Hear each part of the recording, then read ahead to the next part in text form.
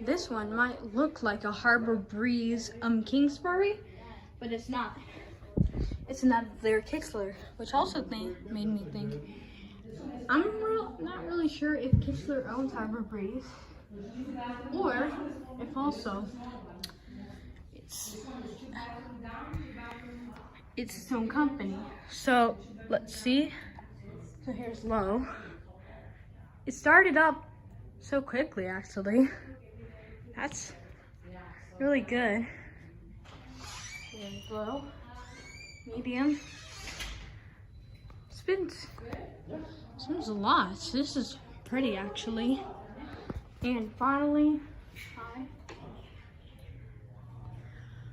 You'll see how much air it produces. It doesn't produce any air.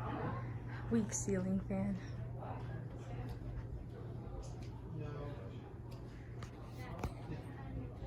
It's a nice ceiling fan, though. I wouldn't say this one's the best. Light on, light off, incandescent.